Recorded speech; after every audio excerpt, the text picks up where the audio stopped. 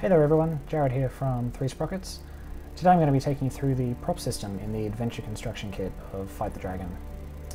Props are what you use to decorate your levels after you've built the general shape of them with the sculpt tool.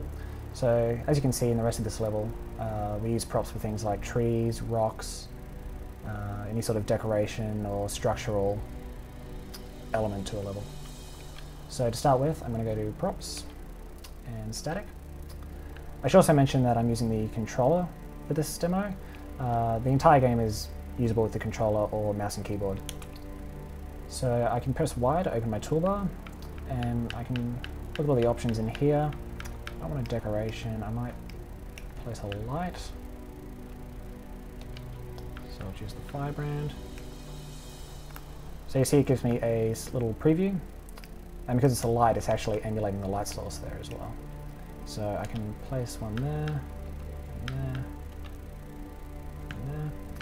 I can also move them up and down the wall, and I can still rotate it while it's been placed.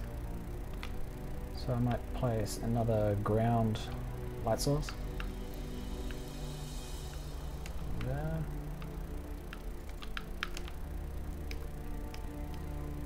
We use props for all of our natural environments as well, so as you can see I've got a rock. And you can see that it uses a blue colour when I'm placing it as the preview. And if I move it over to here, it's blue now because it's valid, but if I move it into this wall, it's red. That means it's an invalid placement because something's blocking it. As you can see here, it's being blocked by that gate.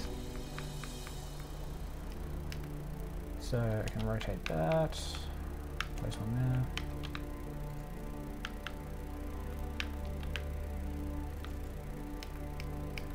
We also use a prop system for trees, so I'll place a few of these around as well.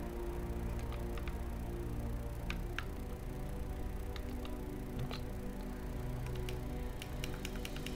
So back to the decoration tab, I'll place a few wall banners. These are cool little kind of drapes that you can place on walls. Sort of spruce up the place a bit. And to finish off, I'll place a statue. These cool statues, they really add to an area. So now that I've done with the static props, at any point I can hit start and go over to playtest. And that just drops me into the game. And when I'm done playtesting, I can just hit start again and it pulls me out. So now that we've got static props, I'm going to place some interactive props. Interactive props are anything, obviously, that the player interacts with. So we use them for doors, movable barrels, switches or plates, and traps. So to start with, I'll place a door.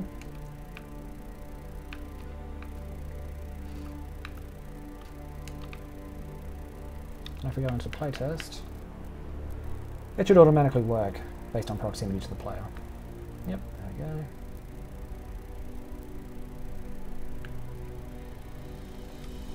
Okay, but what I want to do with this area is make a basic puzzle for it. So I'm going to remove this door and replace it with a gate. And gates operate differently to doors because gates can use logic, which is our system for handling things like these pressure plates. So what I'm going to do is place one pressure plate there. And you can see on the inspector here, it's given me an extra option here to add a connection. So I press A, and A again. And you can see that it connected, it's now connected that plate to that door with a little line there.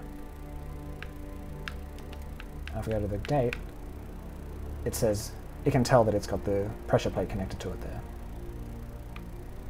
So now if I playtest again, that pressure plate will open that gate.